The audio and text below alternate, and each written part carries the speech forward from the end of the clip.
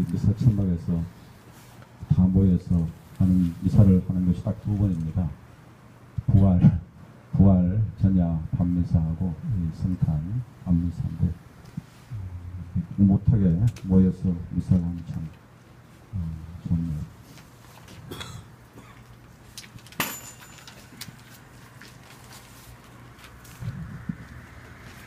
하나님께서 이 세상을 창조하신 후 그때로부터 지금까지 하나님께서는 이 세상에 대입을 하시면서 창조 활동을 하고 있습니다. 인간을 창조하신 이래 인간 역사에 있어서 가장 크게 개입한 사건이 예수님의 탄생 사건이 아닐까 싶습니다. 긴 인류 역사 안에서 왜 하필 2000년 전에 하느님께서는 당신 자신의 아드님을 이 세상에 보냈겠습니까? 저는 이냐시오 성인의 영신스론에서 그 이유를 찾고 싶습니다. 성삼위인 성부와 성자와 성령께서는 하늘에서 땅을 내려다보면서 이렇게 이야기합니다. 넓고 둥근 저 세상에 사람들이 꽉 차 있구나. 수많은 사람들이 서로 상처 입히고 죽이고 하면서 지옥에 떨어지는 것을 보고만 있을 수 없습니다. 성자께서 내려가셔야 할 시간인 것 같습니다. 라고 말합니다. 이냐시오 성인의 말씀을 듣고 이런 생각이 듭니다. 인간 창조 후 인류의 긴 역사가 이어져 오다가 2000년 전쯤에 가장 인간이 타락하지 않았을까 하는 생각도 듭니다.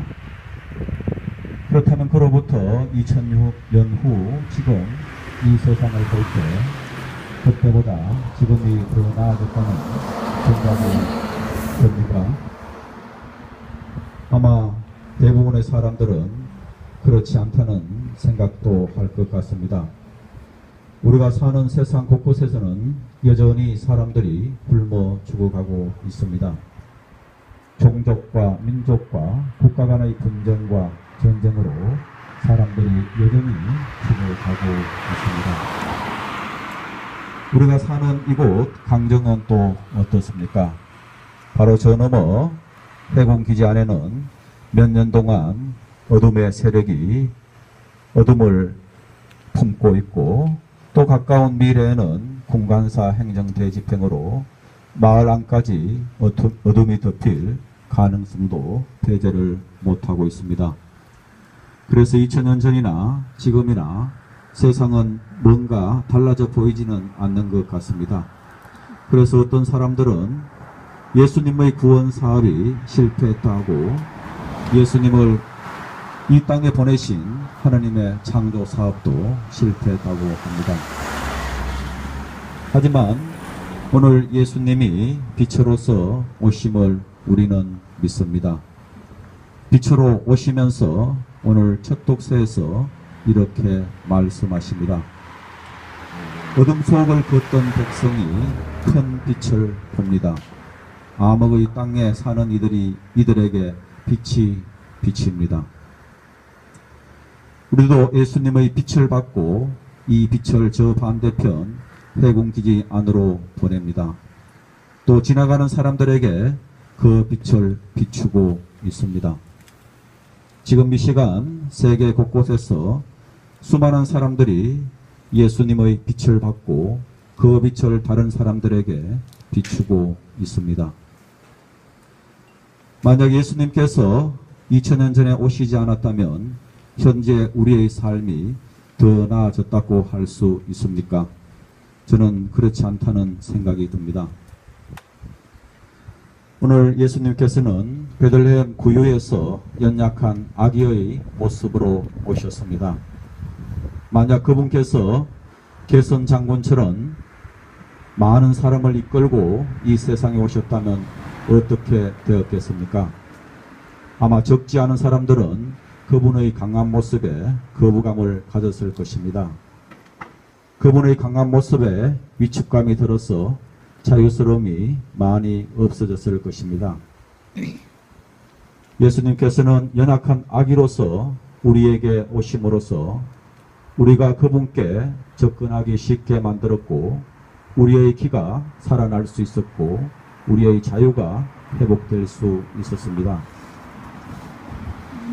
예수님께서는 탄생 순간부터 우리에게 자유스러움을 주었고 그분의 한 생애가 자유로웠고 또 사람들에게 자유로움을 주었습니다. 헌법재판소의 통진당 해산 이후 적지 않은 사람들은 자유에 대해서 이야기를 합니다. 대통령이 사상의 자유, 표현의 자유, 정치 결사의 자유를 뺏어갔다고 이야기를 합니다. 예수님이 연약하게 말구 위에 태어나심으로써 우리에게 주신 자유스러움과 대통령이 헌법재판소를 통해서 자유를 뺏어감으로써 우리에게 주는 속박이 적나라하게 대비되는 밤입니다.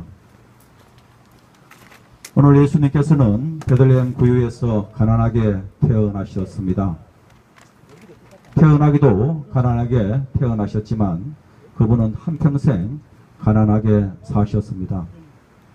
그래서 프란시스코 교정께서도 줄기차게 가난한 이를 위한 가난한 교회를 이야기합니다.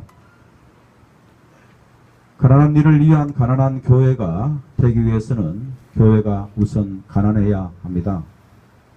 풍족하게 부자로서 살지 말아야 합니다. 그렇다고 궁핍하게 살아야 하는 것도 아닙니다. 무조건 재물을 가지지 않는 것이 능사가 아닙니다. 사람이 궁핍하게 산다면 그것에 짓눌려 살 수밖에 없기 때문입니다. 가난한 교회는 풍족하지도 궁핍하지도 않는 검소한 단순한 교회입니다. 초대교회에서처럼 자기가 가지고 있는 재물을 나눌 수 있는 교회입니다. 교회가 먼저 가난해지고 가난한 이를 위해서 살아야 한다면 어떻게 해야 할까요? 대부분의 전통주의자들은 가난한 이를 위한 복지사업, 자선사업만 생각하게 됩니다. 하지만 프란시스 교정께서는 그것도 필요하지만 가난을 창출하는 구조를 바꾸는데 더 에너지를 쏟아야 한다고 이야기합니다. 오늘 밤 예수님께서는 자유를 가져왔고 가난을 가져왔고 그럼으로써 우리에게 빛을 가져왔습니다. 하지만 아직 우리 주변을 볼 때 어두움이 왠지 빛을 덮을 것 같은 형국입니다. 하지만 우리는 아우구스티노 성인의 말씀에서 위로를 받습니다.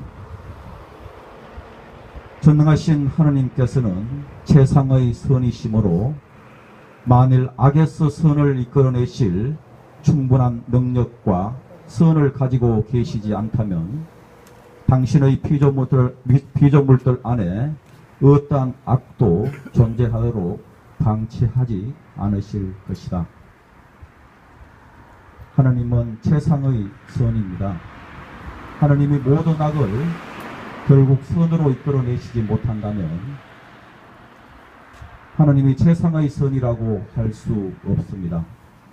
하나님이 모든 악을 결국 선으로 이끌어내시지 못한다면 악이 존재하도록 방치하지 않을 것입니다. 고요하고 거룩한 밤입니다. 한 아기가 빛으로 오셨습니다.